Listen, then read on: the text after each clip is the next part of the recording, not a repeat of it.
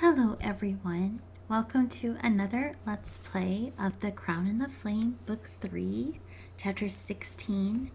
Kenna gambles her crown, her kingdom, and her life on a duel with the Empress Asura. We are roaring toward the finish line here. The Great Protector. Now playing as Kenna. Standing on opposite ends of Stormhold's throne room, you and Asura face each other, a final confrontation imminent. I will fight you, Asura, for the fate of the Five Kingdoms. Are you certain this is the path you wish to take, Queen Kenna?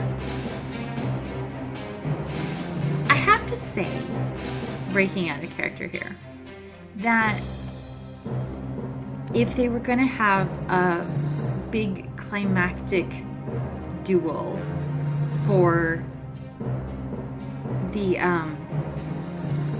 final chapter of the final book, or I guess it's the semi-final chapter, but anyway, if we were going to end with one of those TV Hollywood duels where you risk everything and bet your entire outcome of the war on it, right?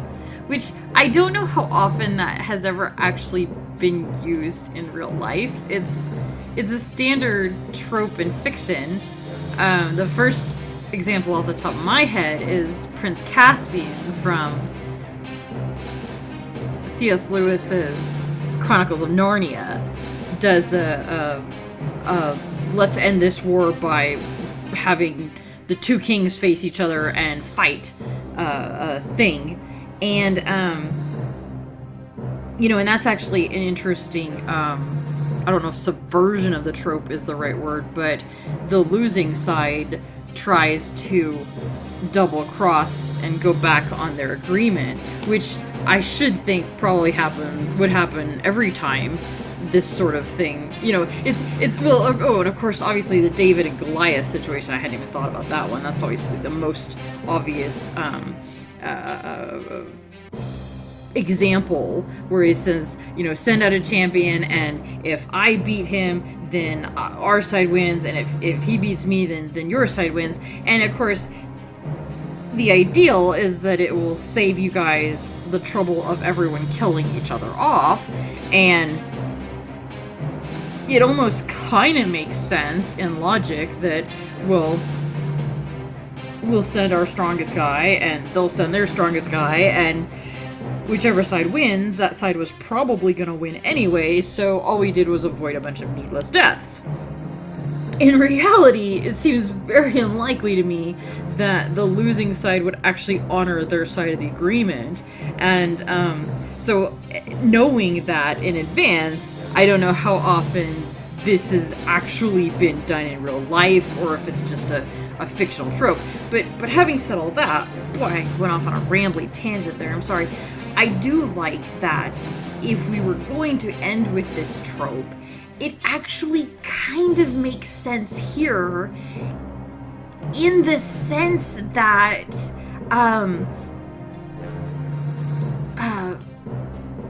we really were beaten back to essentially a standstill. Azura's army, we were doing really well against Azura's army, don't get me wrong, but there was just so many of her army in comparison to our army that, it didn't matter that we were doing well, because we were going to be beaten by sheer number. So we've fallen back to the throne room, and Kenna is here doing this sort of final last gasp attempt to save her people with a duel, which normally I would be over here going, no, because, You don't need to be risking everything on a duel. But in this case, they've actually done the work to justify, if they wanted a big climactic duel at the ending, which they clearly did, they actually did the work to justify it by by setting up the situation so that we've been an underdog this entire book, and we've always been outgunned by Asura's giant iron empire. So this is just the natural culmination of, okay, we did our best and we did really well, but our best was only worth so much because we started at such a deficit in terms of power and firepower, essentially. So I actually really like that because I feel like they've justified it well enough that when we got here, that it's like, okay, that makes sense. So so that's me. I'm cool with how this has come down. So Kenna says, I am. There's no need for any more good soldiers to die today. You and I can settle this right now. Then I commend you for your bravery. And whosoever wins this duel shall be the ruler of this castle and all the lands beyond. And, okay, while I'm talking about things I like, which, forgive me, I probably should just be reading the text, but I'm gonna chatter on anyway. I also like that Asura has been established as being so proud and so confident that she can be goaded into a one-on-one fight like this. And not only goaded, but according to the legends that we learned from Leah, she actually suggests one-on-one duels of riddles, of bloodless riddles, because she would never spill blood. But supposedly, these duels where you bet everything and have everything to lose are how she's gained her power over the years. Now, we know, because we said to Leah, that's not really how it went down. That's a lie that she's made up to justify what she's done and where she's conquered, and it's not true. But the fact of the matter is, I really like that this book really justifies. This doesn't feel like something pulled out of somebody's rear end for a climactic ending. They have very carefully set up that she supposedly wins kingdoms this way. And since she was the one that told those stories and made them up, it stands to reason that something about a one-on-one fight appeals to her. And of course, obviously, in part it appeals to her because it sounds better than I went in and slaughtered everyone. But I think also, it appeals to her personality. This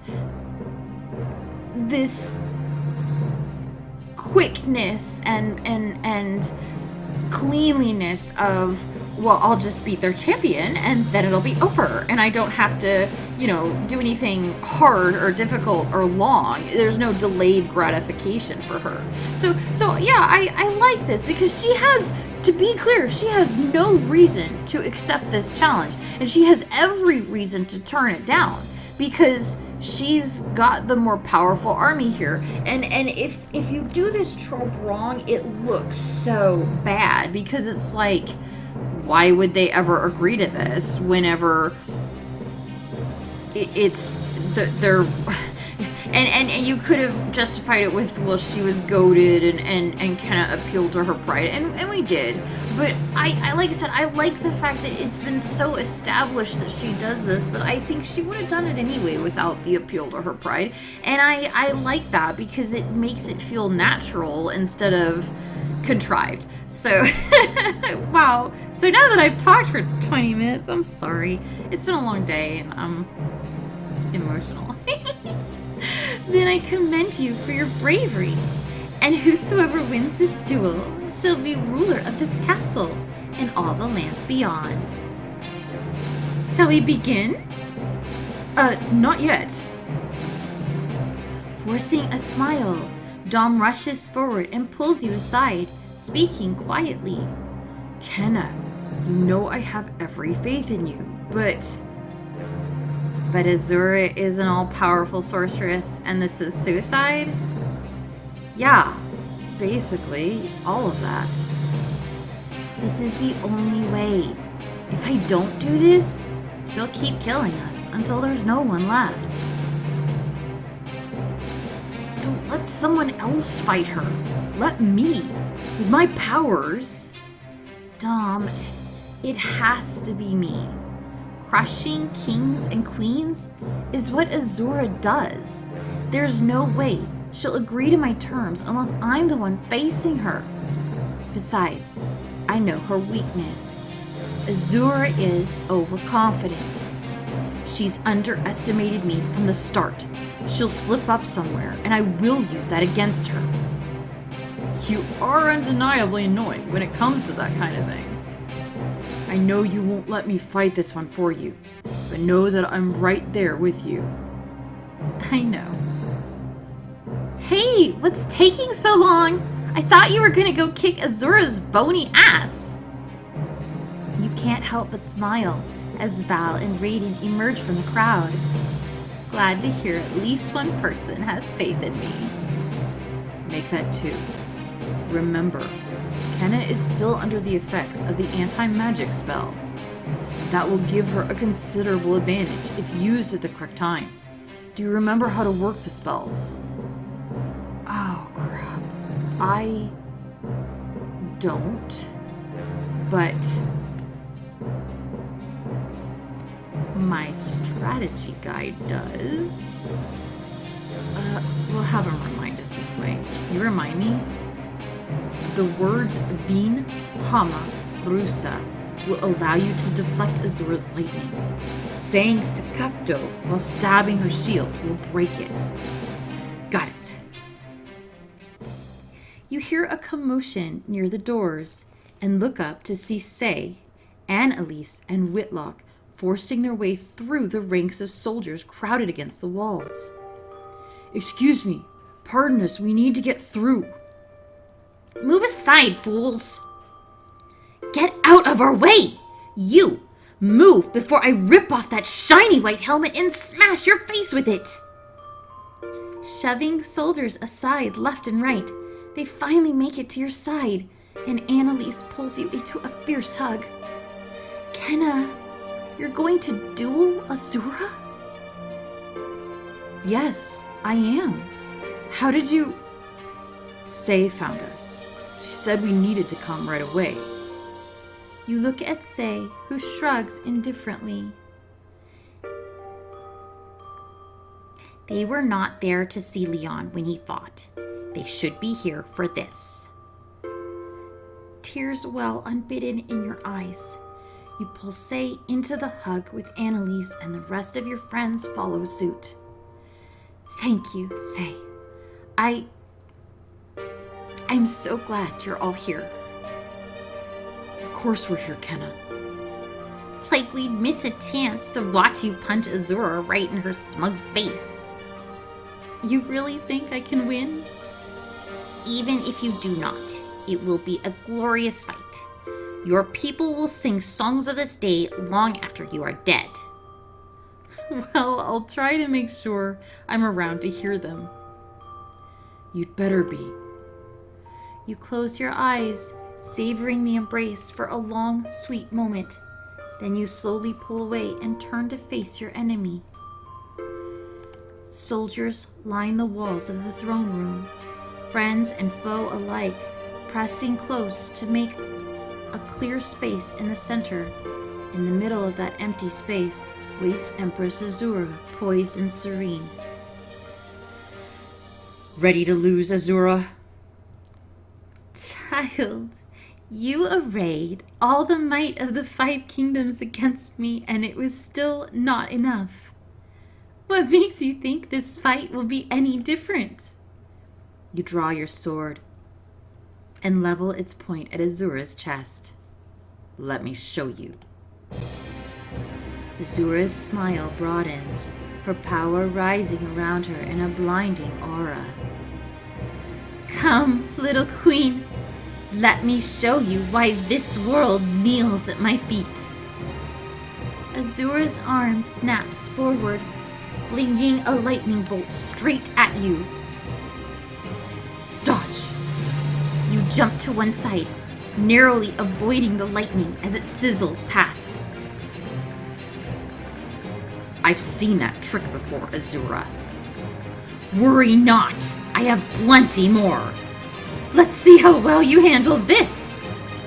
Asura's hands slash the air. A blade of lightning rushes towards your head. Duck. You smoothly duck the first blade, but not before a second wide blade comes flying towards your knees. Jump. You jump, and the second blade slices the air beneath your feet. As you land, the final blade crackles toward your left side. Right. You dodge to the right, deftly avoiding the final blade of lightning. Looks like I'm too fast for you, Asura. We shall see about that. A blinding white light fills the room as lightning strikes just outside the window. The thunderclap hits you like a physical blow, nearly knocking you to the ground. The sound fades, but the lightning bolt stays frozen in place as Asura stands with her hand outstretched, her laughter ringing high and wild. Do you see now, foolish child? Do you see why your doom is certain? I am the guiding hand, the great protector. Asura jerks her hand back, and the window shatters. The lightning bolt twists into the room, coiling around Asura like a huge, luminous serpent. I am she who shines brightest. You stare at the lightning, unable to look away. You watch it rear above her and realize you can feel the pulse of its power in your mind. The anti-magic. Asura brings her hand down, the lightning crashing towards you in a white-hot torrent. Vinhama Rusa.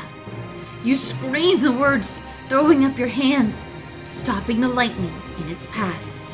Your blood burns with the power coursing through you. Unable to see, unable to even think, you hurl the lightning away from you. Ah! The bolt arcs back out the window, flying into the dark sky. The throne room falls silent as Asura stares at you, mouth agape. This cannot be. And yet, it is. This is a trick. You cannot stand against my power. Lightning flows from Asura's hand and she snaps it at you like a whip. Deflect. With a wave of your hand, you knock Asura's lash to the side. No. Asura strikes again, aiming for your face. Deflect. With a flick of your wrist, you knock the whip out of Asura's hand. No! A ball of hissing, crackling electricity grows between Asura's hands, swelling to twice the size of her head before she hurls it at you.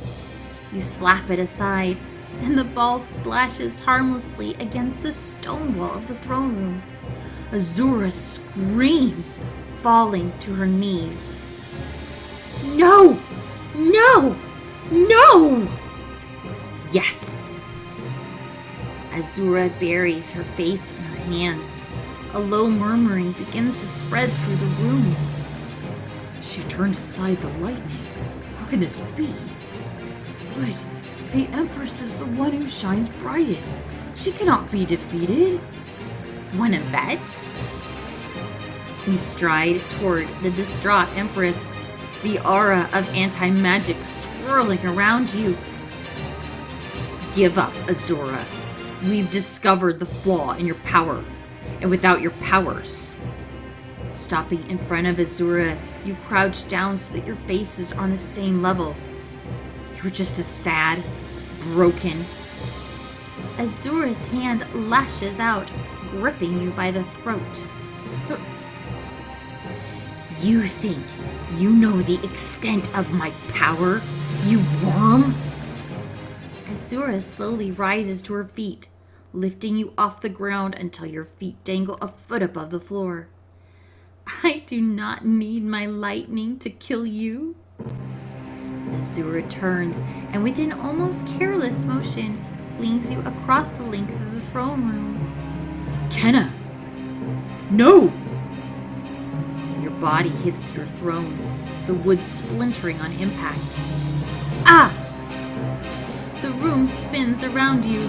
Dazed, you grope at the wreckage of your throne, struggling to your hands and knees. You try to stand as Asura walks towards you. She stops a few paces away, smiling as she watches you struggle. So noble, so stubborn. This could all be over, you know. Look, you're already kneeling. Your hand finds your sword again, gripping the hilt tightly. Honestly, there's no reason to put yourself and your people through all this pain. Why will you not bow, Queen of Stormhold? Why won't you let me help you? Clenching your jaw against the pain, you use your sword as a cane to push yourself to your feet. Because you killed Leon. You raise your sword, pointing it at Asura. The Empress rolls her eyes, sighing dramatically. Someday, when the people of Stormhold have long forgotten your name, I am going to look back at this moment and laugh. You lunge forward, and Asura smiles, raising her shield. Fool, I will... Staccato. Your sword sinks into Asura's shield, slowing as if you're stabbing through tar. You grip the hilt with shaking hands, shoving with all your failing strength, but the point stops just short of Asura's stomach. No. Child, if the high mages of old could not destroy me with this spell, what makes you think it would work in your feeble hands? Fingers of lightning arc from Asura's shield, wrapping around you. Desperate, you struggle against their cold grip, even as you feel your strength draining like blood from a wound. No, it can't end like this. But it will, little queen. Deep in your heart, you knew that this end was inevitable. Your limbs grow cold and heavy. Your vision blurs. Because even with all your armies, all your tricks and schemes, you are but an insect raging against a thunderstorm. Your vision begins to fade and you feel yourself slipping away. You are nothing. Did we lose? The world slips away and you sink down into darkness. Your mind, grasping for purchase in the endless black abyss, seizes upon a memory. I can't sit safely by while others fight for me. If I'm going to rule, it won't be because someone handed me a crown. If I'm going to be the queen that people fight for, I must prove that I'm strong enough to deserve their loyalty. I will fight Severin myself. Kenna, what do we do? You're trapped. I was tired of running anyway. 2 years ago, I watched as your men killed my mother in this very room. My mother who loved me, who wanted nothing for this kingdom but peace. She was weak. She ended her life just as all weak people do, at the hands of someone stronger. Maybe you're right, but I'm the stronger one today. Guards put him in the dungeons with the rest of his pathetic army. The dungeons? No, I'd have rather burned in the castle than live with suffering. Do I look like a man suited for the dungeons? Do I look like a woman who cares? You can't win, Luther. Surrender. You'd like that, wouldn't you? The Blood King kneeling at the feet of the great Kenna Reese. Personally, I'd rather see you dead, but I'll take what I can get. You killed Leon just to show me you could. This wasn't a lesson. It was a threat. I don't respond well to threats, or to tyrants murdering the people I care about. Asura, this ends today. You are nothing. Nothing? Reality comes crashing back, strength flooding into your cold limbs. Nothing? Screaming, you throw all your weight against your trapped sword. The blade tears through Azura's shield into the flesh beyond. Oh. Azura looks down, disbelieving, at the sword protruding from her belly. You give the blade a twist, and blood soaks Azura's pristine white dress. I am the Queen of Stormholt. I am the uniter of the 5 kingdoms. I am Kenna Reese. You rip your sword free, and Asura crumples to the floor. Asura! Joran shoves his way forward, knocking soldiers aside. Trembling, Asura turns toward his voice. Joran, my Joran, come to me. Breaking free of the crowd, Joran hesitates. Help me, Joran. I am fading. I need you. Asura suddenly reaches for him, clawing at the air with her blood-stained hand. Now, you worthless insect of a man! Obey your Empress! His face pained, Joran takes a step closer, then another, until... Don't. Leah emerges from the crowd. She walks over to Joran, placing one hand on his arm. It's over. Let her go. Joran drags his eyes away from the bloodied Asura. He looks at Leah and then he looks to you. Joran.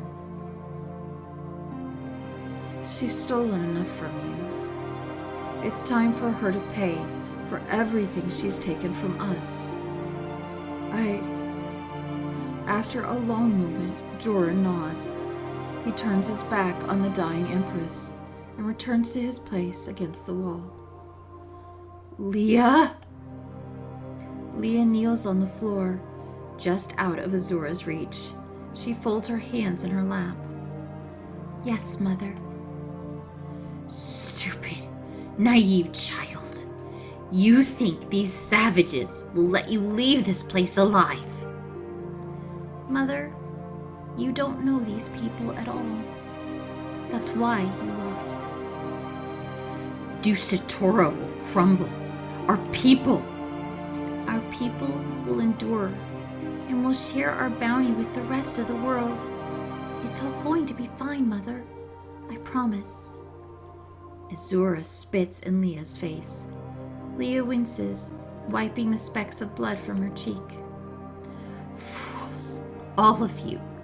You need me. I am the guiding hand, the light of... A long sigh escapes Azura's lips, followed by silence. Before your eyes, her body begins to crumble like dry earth, until all that remains is an empty dress, a crown, and a pile of dust. Goodbye, Mother. Empress Asura is dead. Glory to Empress Leah, who shines brightest. Every Iron Empire soldier suddenly stands at attention, raising their swords in salute. Leah gets to her feet, turning to face you. Queen Kenna, I would like to formally offer the unconditional surrender of the Iron Empire. At her nod, all Leah's soldiers sheathe their weapons and kneel in perfect unison. Thank you, Leah. I accept. Hells yes! Dom charges out of the crowd, sweeping you up in a hug and spinning you around and around. You laugh, tears streaming down your face as the throne room rings with cheers and joyful shouts. It's over! Kenna, you did it! He sets you down as the rest of your friends rush forward, engulfing you in a tight embrace. Thank the gods! Oh, Kenna, you were incredible! I knew you would beat the odds. Damn the odds! That witch was dead the second she stepped into our house. Well fought, Kenna Reese. What do we do now, Your Majesty? A feast? Dancing? Drinking? Those all sound lovely, but right now I think I need to lie down for a bit. Maybe a year or two. Could, someone help me up to my chambers? I'm not sure I can handle the stairs by myself. We've got you, Kenna. Leaning on your friends, you limp your way up to your room for some well-deserved rest. The next morning, you rise early, descending the stairs while most of the castle is still asleep. You find yourself standing in the empty throne room, your thoughts turning to your mother. I did it, Mother. The Iron Empire is defeated. Our kingdom is finally safe. I wish you were here to see this. I finally fulfilled your dream. You should be here with me. I know I didn't turn out the way you wanted, but I hope you're proud of me, Mother, wherever you are. How touching. You turn to see Luther and Diavalos stepping through the doors. Luther, to what do I owe this pleasure? I wanted to congratulate you, of course. You vanished so quickly after the battle yesterday, I didn't have a chance to pay my respects. You want to pay me respect. This will be new. Hardly. After everything you've accomplished these past few years, I have a great deal of respect for you. Just as I did for your mother. Diavalos shifts uncomfortably. You shoot him a questioning look, but he won't meet your eyes. Like I've said before, this is nothing personal. You start to turn, but you're already too late. Luther's on you in a flash, his dagger plunging into your shoulder. Ah! You elbow him in the face with your good arm and stumble away from him, blood dripping down your bicep. You snake! Was this your plan all along? Ever since you locked me in that dungeon. Thank you for killing Asura for me, by the way. There's no way the Five Kingdoms will unite under you. This will only lead to more war. War is the Navraki family business, Reese. Now that the Iron Empire has been defeated, the Five Kingdoms will come to heel soon enough. Gritting your teeth against the pain, you pull Luther's dagger from your shoulder, brandishing at him with shaking hands. Diavalos, are you just going to let him do this? After everything we've been through? Diavalos finally looks at you, conflict raging on his face. In his eyes, you see him weigh your every kindness and slight against a lifetime of unquestioning loyalty. Well, are you just going to stand there, or are you going to help me ensure our family's future? Diavalos scowls at his father, drawing the longsword from behind his back. Get away from her, father! Oh, now he's joined! You're choosing this naive whelp over your own blood. What's wrong with you, boy? A lot of things, actually. I had sort of a rough childhood. Diavalos circles around, getting between you and Luther. Sorry I let him stab you. Keep him from stabbing me again, and we'll call it even. You feeling good enough to fight? So, for I think what is the second time in this Let's Play, we're able to use legend points instead of diamonds. I think it should be more than just a couple of times, but here we go. We'll fight him together. That's the spirit. Diavalos moves to stand by your side, and the two of you begin to advance on Luther. Don't think I won't put you both down for this. Ungrateful brats. I'm really sad about this, because I did think that we had developed a rapport with Luther.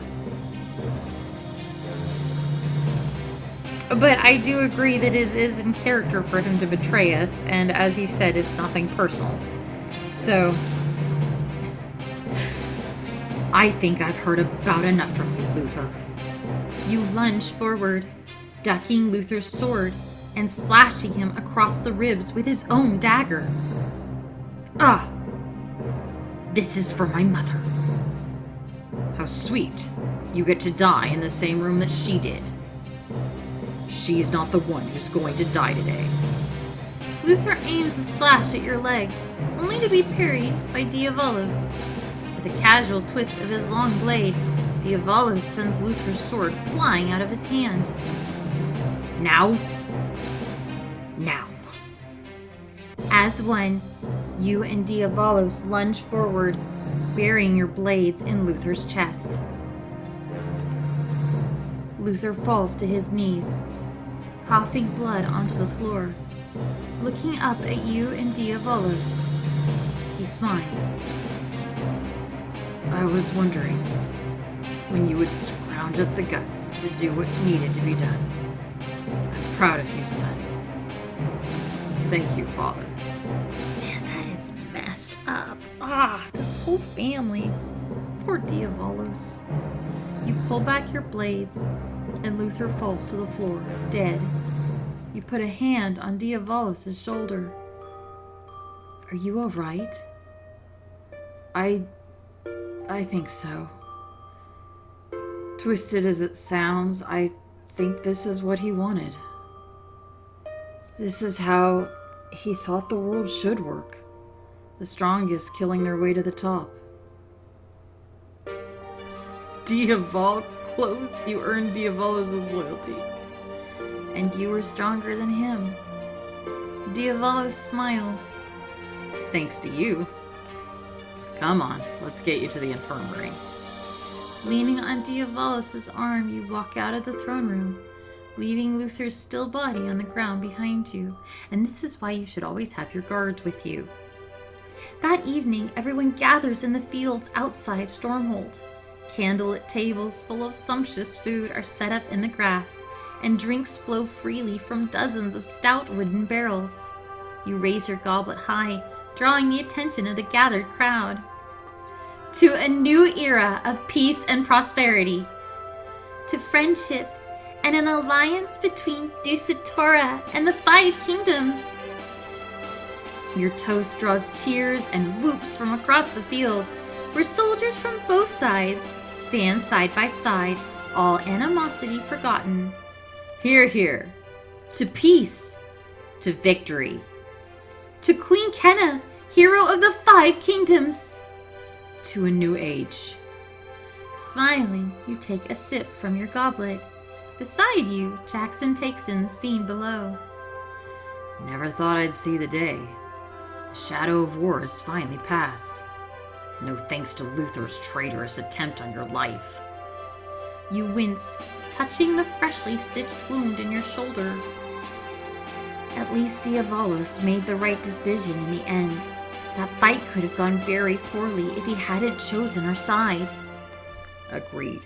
We have much to be thankful for this day. And I know just how I want to celebrate.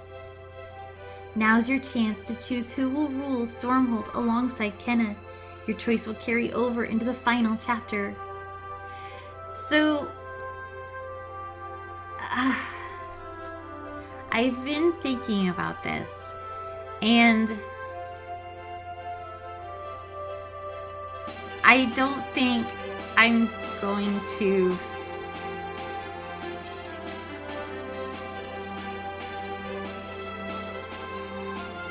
show all the romance endings because I honestly don't want to click through the 11 billion clicks I would have to do to start over this chapter. Plus, I wouldn't be able to show the full ending because the choice carries over into the next chapter and you're not capable of backing up one chapter. You can only ever restart the current chapter or the entire book. So if I wanted to show, for instance, Dom, I'd have to do this chapter with Dom and the next chapter with Dom to show you the full Dom ending. And then I'd have to start over the entire book and make all the exact same choices, and I'm not going to do that.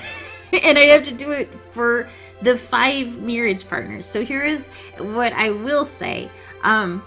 First of all, I like that you don't have to marry anyone. You've got the host a week-long festival bit at the bottom, which is good. I've complained in the past that there have been points where the games kind of forced you to take a romance path, which,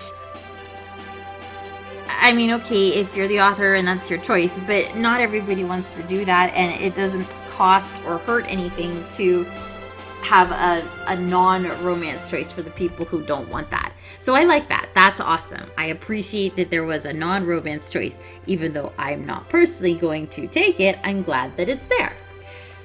The other thing I will say is who the marriage choices are. So if you say marry the woman I love, the options are Val and Annalise. Whom I love both of them. Like, this is a very hard choice for me because I love everyone in this game. And I'm no matter who I choose, I'm going to headcanon that I maintain good relationships with all these people and potentially sexy relationships with some of them, because I think that there's plenty of room here and in the characters to have a consensual polyamorous relationship within the bounds of your marriage. So Val is wonderful. I love her. I don't think she would be happy as co-queen or princess consort or whatever you want to call it. I don't think she would be happy with that title at Stormhold. She's a free spirit who enjoys mercenarying and likes getting incredibly drunk, and her forte is training soldiers, and I do not think that she would enjoy the many strictures of queenship that marrying her would put on her. So I love Val. I want to maintain a relationship with her. I don't want to marry her. I don't think either of us would be happy in that marriage. Annalise, incredibly tempting. She would make a wonderful princess consort.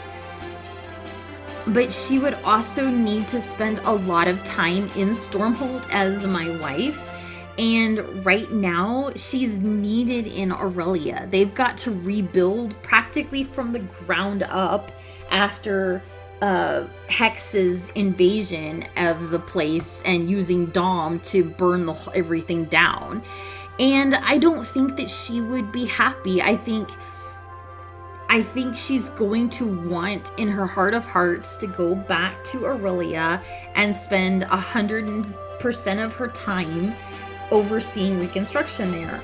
So I do want to maintain a relationship with Annalise. I love her with all my heart.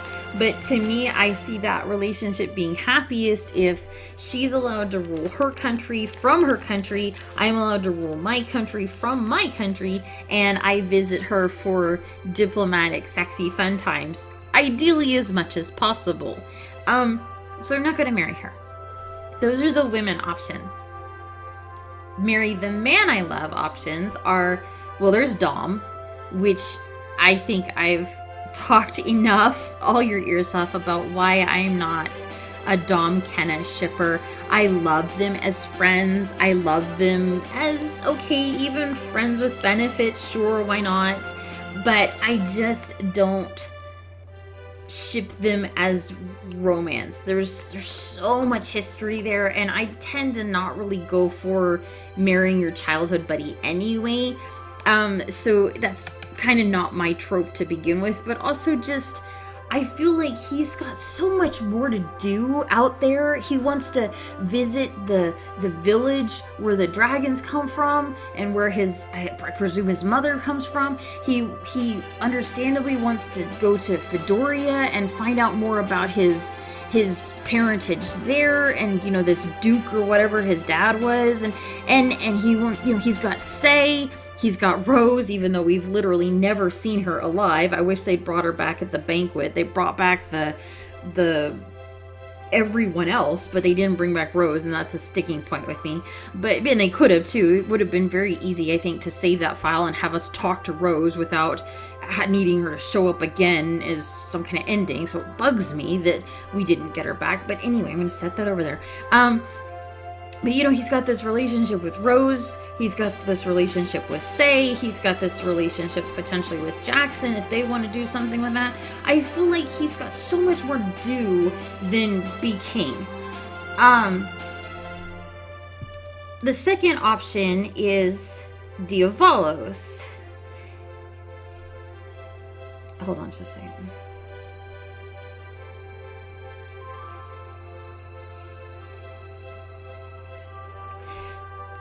Diavalos, when I knew that we could marry him at the end, I was kind of like, really? Because that's a late entry for this. I mean, everyone else we've known from book 1. We've known Val, Annalise, Raiden, and Dawn. We've known all of them from book 1. Diavalos showed up in book 3, having never been described before or even alluded to. And his whole presence in the story literally existed to try to backpedal the Nevraki family from being the most ludicrously evil people on the planet. He was valuable in humanizing Luther and Zenobia, partly by being a foil for Zenobia to brotherly, sisterly fight with, and with Luther by, bringing up his dead mom and giving us the backstory for why he loves his father in spite of his father being a horrible, murderous, evil jerk. So with all that to say, I was surprised to see that Diavalos was a marriage candidate because he is such a late stage entry, and to a certain extent he's not really a character so much as a plot device or a characterization device. Now, having said that was my original thought when I was like, really? We can marry Diavalos? Well, okay, whatever. Having said that, I think they did a really good job of characterizing him within the bounds of what they had available. And I do think he came forward as a strong contender for somebody that Kenna could legitimately have feelings for. Now, I don't really want to marry him because, honestly, we don't know him that well. We literally met him a few days ago, and to a certain extent, that's not necessarily a bad thing. There's a good argument to be had for a royal marriage that would combine the Stormholt with Lycos, the Nevraki holding. No, that's not Lycos. It's Lycos, but they also call themselves all Autobans or something. I don't remember what they call themselves. They have a whole bunch of names. But anyway, there's a political reasons to combine the Kenna Reese line with the Diavolos Navraki line, we would finally stop fighting, and in theory, the kingdoms could be merged. In practice, I don't see that as a good idea. There's, if the options are between letting Diavolos rule on his own as my friend versus potentially a bunch of Navraki people fomenting a rebellion because they don't want to become part of Stormhold, or they're still angry at Queen Kennerise, whose army killed their brother or son or whatever, and then the next thing you know, one of Diavolos's younger brothers or Zenobia or some cousin we haven't met is setting himself up as king and denouncing Diavolos as just our boy toy prince consort. And I feel like that's a whole, there's on the surface, it's like, oh, this could work really well, but then you look at it and go, oh, or this could backfire really badly. Plus, we don't know the guy very well, and while there was sexual chemistry there, his dad just tried to kill us, and then he had to kill his dad to protect us, and I feel like maybe that's not the best thing to base a healthy marriage on. Like, potentially you could grow from that and have a good, healthy marriage anyway, but when that's all we've got going for us right now, to me that's not just like, ooh, yes, let's marry that as fast and as hard as we can. So Diavolos for me is a no. So we come around to the fifth option, which is Raiden. You already knew I was going to marry Raiden because I adore Raiden. But I also think that Raiden is a really good choice. He's not a prince or king of another kingdom the way Tevin of Theodoria was, which, by the way, I'm disappointed that Tevin isn't an option because I really do like Tevin. But Tevin has Theodoria, Annalise has Aurelia, Diavolos has whatever his names, Lycos, or I think Lycos is the city, but anyway, it doesn't matter. All of those countries have their own issues right now, their own rebuilding and reconstruction that needs to be going on, and they need their full-time ruler. Raiden doesn't have that. He's like Val, he's not a ruler. He's free to focus on Stormhold 100%. He's not going to feel like he's not, he's dividing his loyalties or anything like that. Unlike Val, he actually is perfectly comfortable in the higher echelons of society. He's not a brawler who wants to get drunk every weekend. He's, a very poised, crafty, blends in with the nobles, enjoys being part of the nobility. He is a consummate spy master who would make a wonderful prince consort or king. He's also indisputably through and through loyal to Kenna. He's proved his loyalty a million times over. He loves her. He's good to her without being like possessive or anything like that. I can't see Raiden having an issue with Kenna maintaining relationships with all of the other people. Like, he would be emotionally supportive and happy about that. So, just on so many levels, he's just, to me, a very obvious good choice for this, plus I adore him. So, all that to say, I'm going to marry the man I love. And that's so. Who's the lucky fellow? And, oh, Tevin is an option. It wasn't in the thing I was looking at. Huh, well gosh, I wonder if there were other women, but I don't know who else those options would have been, because I think Val and Annalise are the only women we've had love scenes with, but Tevin is an option. Tevin would be a good option. Honestly, if Raiden were not an option, well, if Raiden weren't an option, I would probably marry Annalise, because despite the fact that I think she would be unhappy not being in Aurelia 100% of the time, focusing on rebuilding, I do love her enough that I feel like, well, dang the torpedoes, we'd make it work. But if Raiden were not an option, and if Annalise were not an option, I would marry Tevin. I actually really love the character of Tevin because he started out as this marriage candidate guy who seemed very foppish and what's the word I'm looking for? Just so wrapped up in his own princeliness that he couldn't find his bottom with both hands. But then suddenly it turns out that he's actually totally capable of being serious, and he's really good at protecting himself and at protecting other people.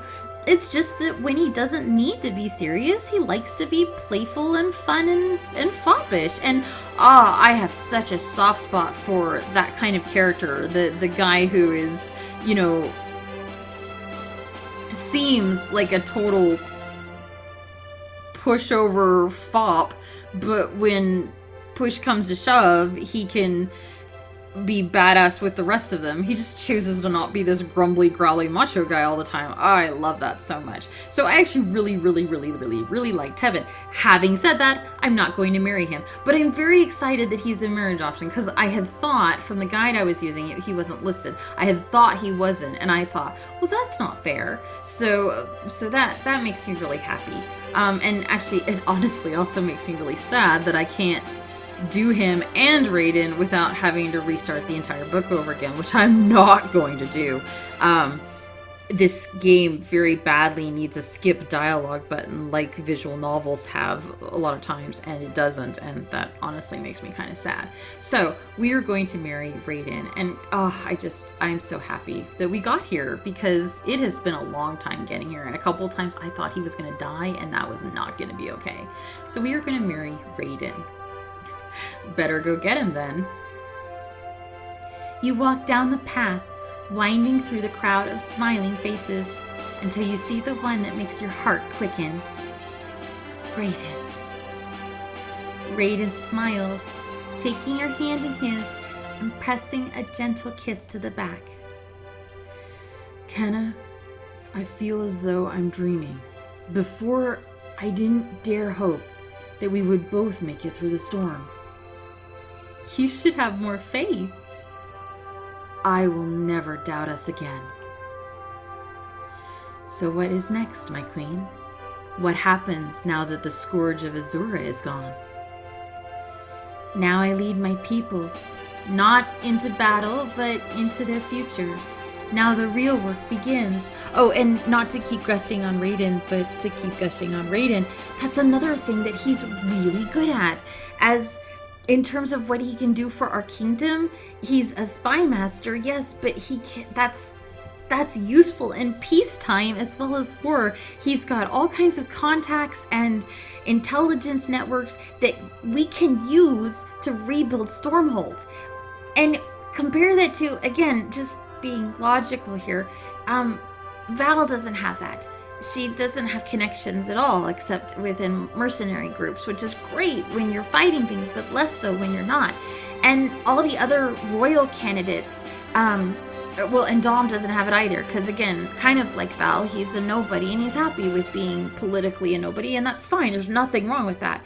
But the other political candidates, Diavalos, Tevin, Annalise, they would all naturally want to help Stormhold and their own country grow.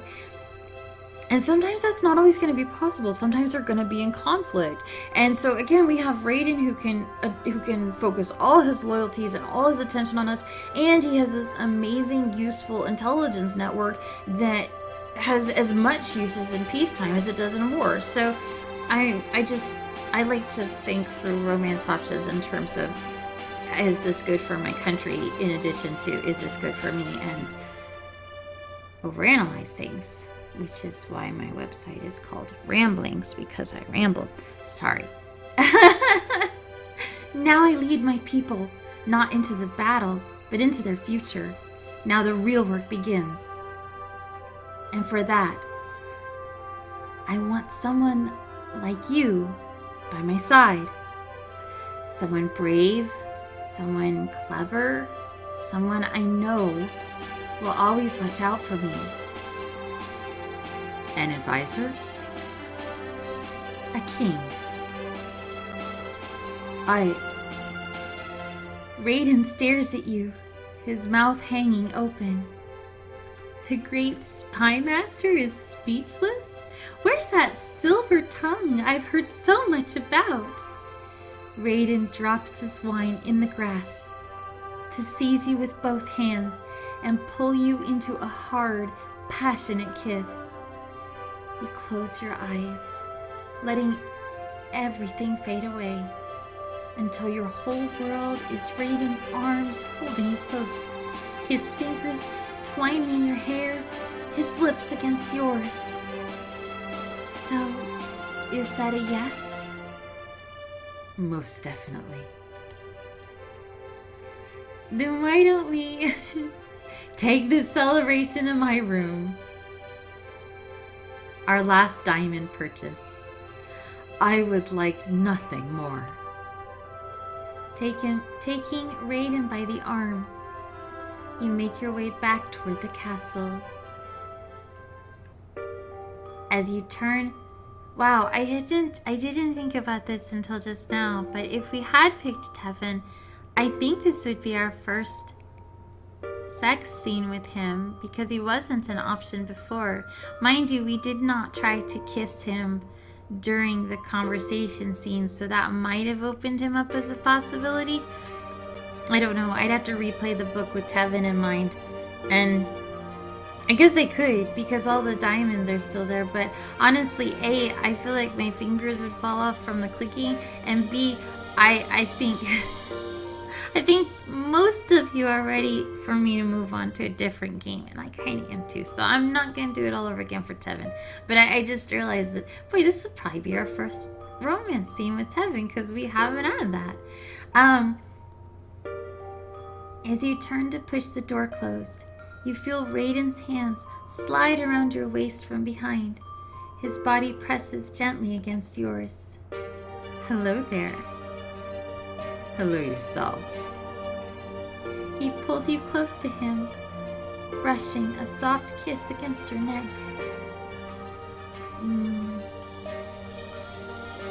Kenna, I love you. You turn in his arms, taking his face in your hands. Raiden, I love you too. Raiden's eyes shine with warmth and a light film of tears. Raiden. Forgive me, my queen. It's just, you have no idea how I've longed to hear those words. You stroke Raiden's face gently and press your lips to his. He draws you toward the bed, and you both sit. How's your shoulder? I'll survive, though I could use a hand getting undressed. Happily. Raiden gently helps you out of your armor, peppering your neck and shoulders with kisses. As he shrugs out of his own tunic, he kneels, lifting one of your feet to remove one boot, then the other. He kisses along the inside of your knee, then your thigh, lifting the hem of your gown. You lean your head back, closing your eyes as your fingers twine in Raiden's hair. Many long, sweet moments later, you lie back on the bed, and Raiden reclines beside you. You study the troubled curve of his brow, where mixed emotions come and go. Happiness, love, wonder, fear.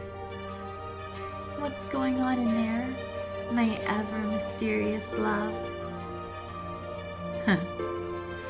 Apologies, I'm just trying to determine what it is that I'm feeling.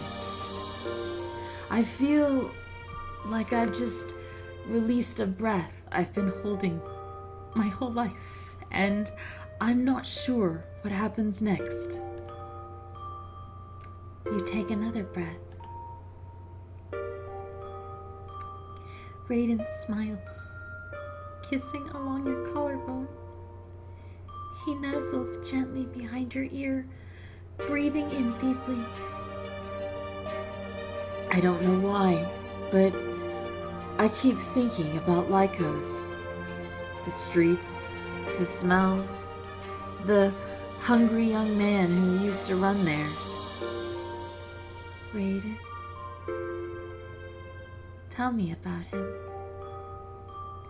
Raiden's smile is tinged with melancholy. It was a rough place. That boy I was, he grew up very poor. Did things for money, food, a chance. And now the man he's become is going to be a king. Yes, a king. Raiden shakes his head, still grappling with the enormity of it all. And what kind of king will Raiden the Ratter be? Is that what they used to call you? Among other things. I want to do something, Kenna. For everyone trapped in the life I once had. Hungry, broken, feet raw from running. Well then, I have good news for you. You roll on top of him, your hair brushing across his face as you touch your forehead to his. You can now. I believe I can. But first, Raiden pulls your face to his, kissing you again. Longer, sweeter. Your hand strokes down his chest toward the place where your bodies meet. Raiden grabs hold of your hips, pulling you tight against him. Ah! We can together, my queen. My king.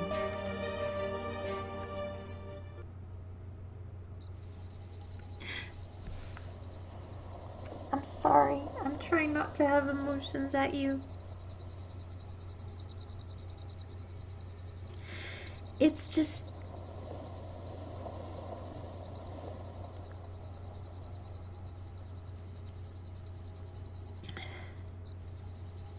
It's my birthday today. Not when this video goes up, but when I'm recording it.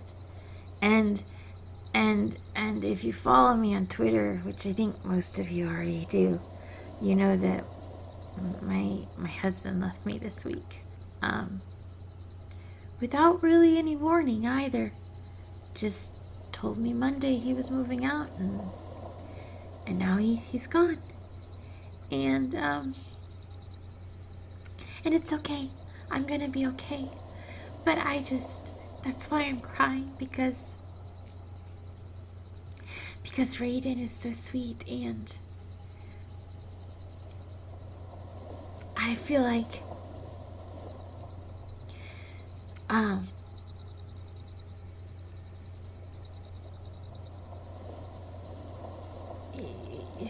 we should all have someone who loves us like Raiden does. Assuming you want someone who loves you. If you don't, that's okay too. There's nothing wrong with not being interested in any kind of love of that sort. But if you do want love, then I feel like Raiden is I really like how he's written. So that's why I'm crying. And I'm going to stop crying now. So, I wish I had Kleenexes. I used all of mine. Late that night, some sound startles you awake. What? You sit up, the lingering member of battles and blood making your heart race. Oh God, are we about to get stabbed again? But your fear ebbs away as you look down to see your betrothed, sleeping peacefully in bed beside you. Just a dream. We got army points for that. So now I'm actually worried that when I said we didn't have to marry someone and we could have had the week-long festival, I'm afraid it's like that night that whenever we had to sleep with somebody in order to get full army points with Kenna, and then later I think with Dom. So I really hope it's not that way. But okay, anyway, just a dream. I don't know why we need army points now when we're at the end of the game. So I think we had full army points anyway, right? No, we had full legend points. Or did we? Well, we have full legend points now. Careful not to shake the bed, you lie back down, smiling as you drift back into a peaceful sleep. 1 week later, the sound of music and merriment drifts through the castle windows as you hurry along the corridor. At the other end of the hall, you see Jackson round the corner, stopping short as he sees you. Your Majesty, there you are. The preparations are nearly complete. Everyone is just waiting for... For me, I know. Sorry, queenly duties and all that. Don't worry, I'm not about to be late to my own wedding. Pardon my frankness, Majesty, but if that's the case, you may want to, run. Running? I'll just be a moment. We need the Princess Diaries quote about how A queen is never late. Everyone else is merely early. you rush past Jackson and up the stairs towards your room. Today is going to be the best day of my life. I can feel it. Oh, okay. So the next chapter is going to be, I presume, our wedding, which, oh man, I bet we're going to get to talk to everybody. So the next chapter is going to be a talky chapter. We defeated Empress Asura. History will remember you as the hero who freed the world from her wicked grasp. You earned the loyalty of Diavalos Navraki, and he fought by your side against his treacherous father. You decided to commemorate your victory by proposing to the love of your life. And so, oh, look at that. Luther's dead instead of recruited, and Diavalos is recruited. I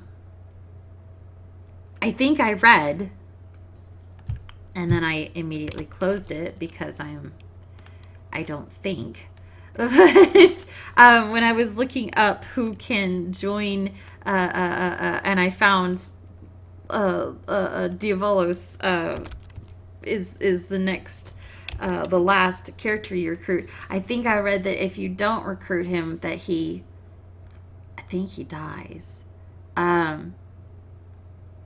Yeah, here we go. In Book 3, Chapter 16, if you gain enough loyalty from him, he will be an ally for Kenna. If not, he will betray her and try to assassinate her. And I think...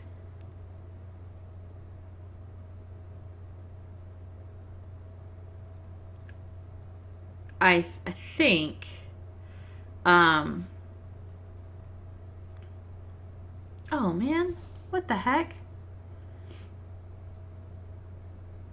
Like Rowan, there presents 3 chances for Kenna to determine Diavalos' allegiance. The first is at the formal dinner, where Kenna can either agree candidly with Luther or politely refute Diavalos' suggestion. The second is inside the airship, where Kenna can either tell Diavalos to shut up or acknowledge his opinion on facing dragons. The third is on deciding the commander of the Navraki among Kenna, Luther, or Diavalos. Premium choices, being optional, do not affect his loyalty, but are counted into the tally of chosen. That makes it sound like even if you do all the premium stuff of like kissing him and sleeping with him and stuff, that